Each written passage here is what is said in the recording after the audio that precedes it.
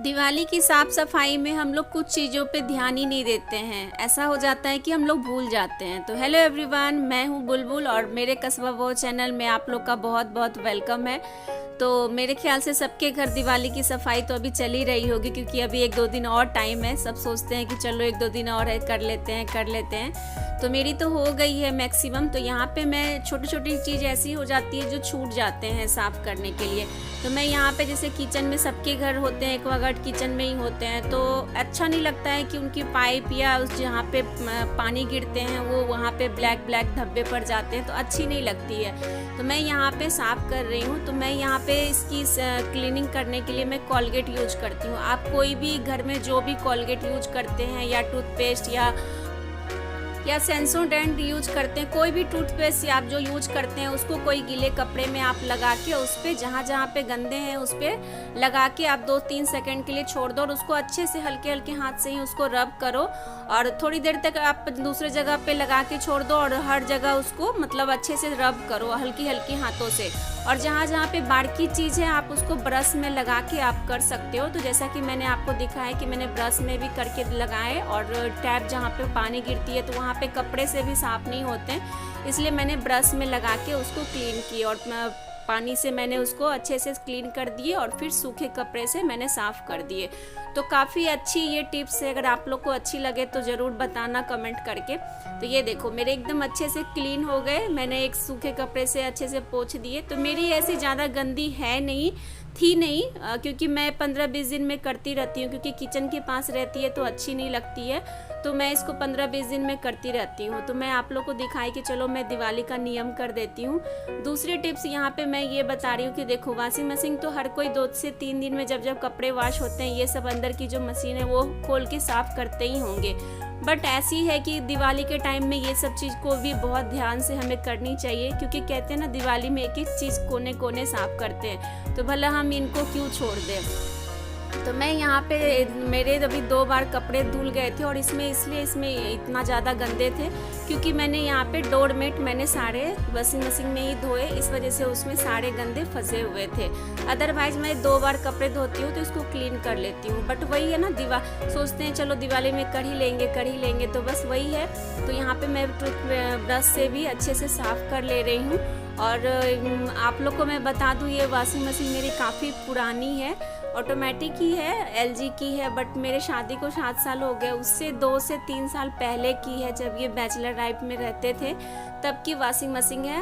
अभी तक टचवुड अभी चल रही है, अभी एक बार भी ख़राब नहीं हुई है, इसलिए थोड़ी सी पुरानी लग रही है देखने में। बट मैं इस तरह से क्लीन करती रहती हूँ तो नीट एंड क्लीन रहती है।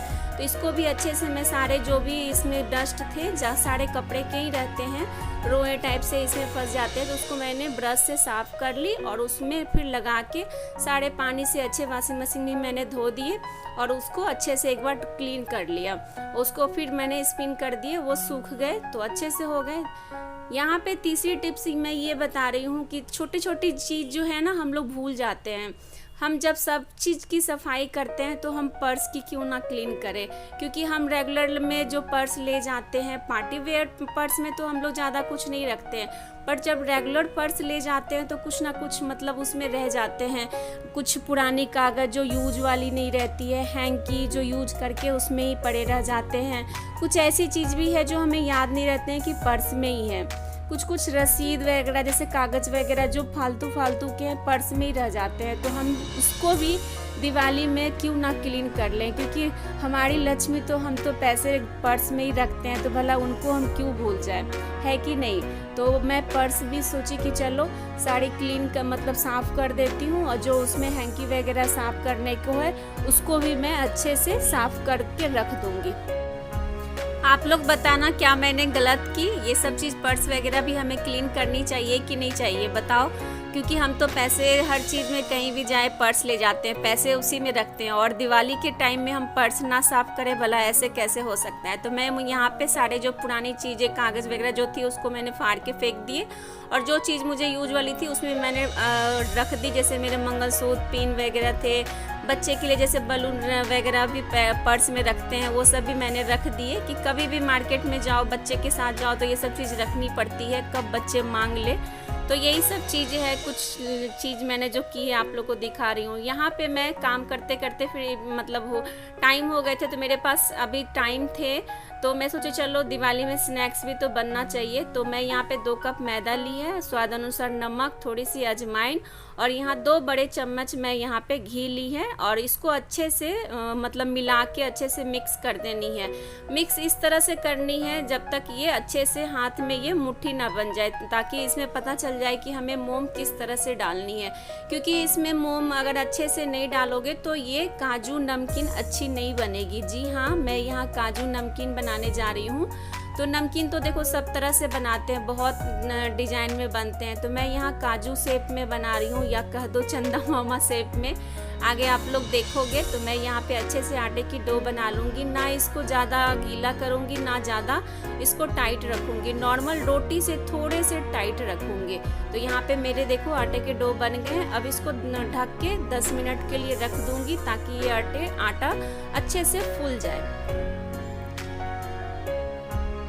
अब यहाँ मैं 10 मिनट हो गए हैं, तो आटे को अच्छे से फिर से एक बार थोड़ी सी उसको अच्छे से मैश कर लूँगी, मतलब अच्छे से गूंथ लूँगी, ताकि वो अच्छे से और सॉफ्ट हो जाए।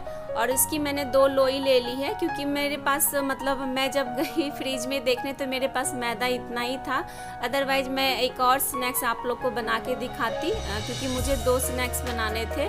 क्योंकि दिवाली है तो ये सब चीज़ तो देखो बनना ही है, घर में भी होते हैं, और अगर कुछ गेस्ट आ भी गए तो आप चाय के साथ दे सकते हो, बहुत ही अच्छे लगते हैं और जल्दी बन जाते हैं, इसमें ज़्यादा कुछ मेहनत नहीं है। बट एक और मुझे बनानी थी स्नैक्स में, तो वो मेरे पास अभी मैदा नहीं था, तो मैं देखती हूँ शाम में मैदा लाऊंगी तब और बनाऊंगी। तब तक आप लोग ये रेसिपी एंजॉय करो।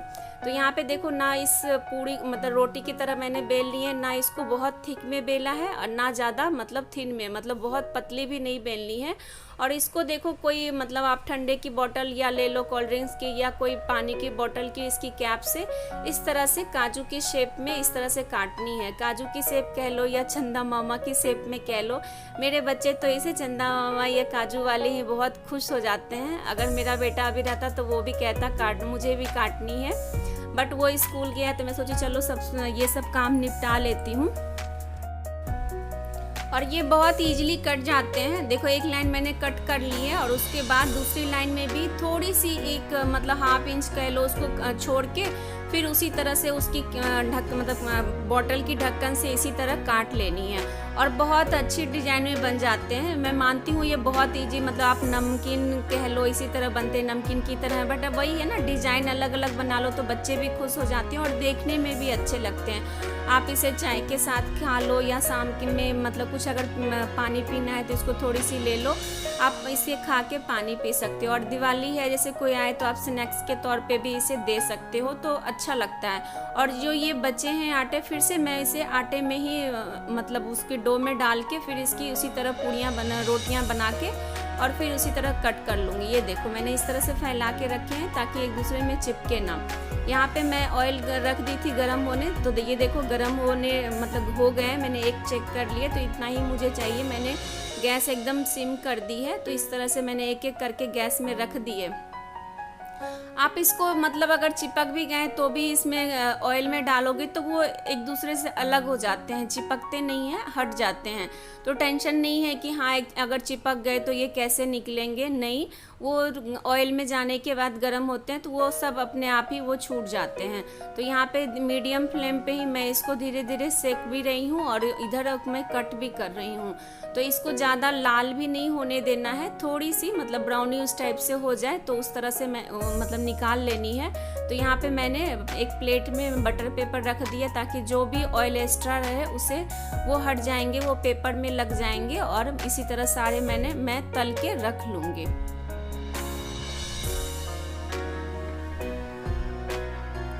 बहुत ही अच्छे लगते हैं और बहुत ही ये जब फ्राई मतलब जब ये हो गए तल गए, जितने ही ठंडे होते हैं उतने ही क्रिस्पी बन जाते हैं, बिल्कुल भी ये कड़े नहीं रहते हैं। डिपेंड करता है आपके आटे गूंदने पे, क्योंकि आटे में अगर आप अच्छे से मोइन दोगे तो आप ये मतलब काफ़ी क्रिस्पी बनेंगे और काफ़ी टेस्टी लगते हैं। इसमें आप मसाले डाल के भी मतलब जब ये तल जाए तो मसाले डाल सकते हो, जैसे मिर्ची पाउडर, ब्लैक पेपर, बट हमारे यहाँ विदाउट मसाला का ही पसंद करते हैं हमारे यहाँ। तो मुझे तो ये इसी तरह चाय के साथ बहुत अच्छे लगते हैं। ये देखो मैं तोड़ के भी दिखा रही हूँ आप लोग को, बहुत अच्छे बन जाते हैं और बहुत टेस्टी लगते हैं और ज़्यादा मेहनत नहीं लगती है। और ये एयर टाइट डब्बे में आप रख दो, 10 से 15 दिन आराम से चल जाएँ। ट्रेवल स्नैक्स भी आप एक तरह से कह लो। तो आई होप आप लोग को मेरी ये वीडियो पसंद आए। कुछ भी टिप्स आप लोग को अच्छी लगे तो कमेंट करके ज़रूर बताना कैसी लगी, कौन सी वीडियो अच्छी लगी। तो चलो तब तक के लिए बाय बाय, टेक केयर।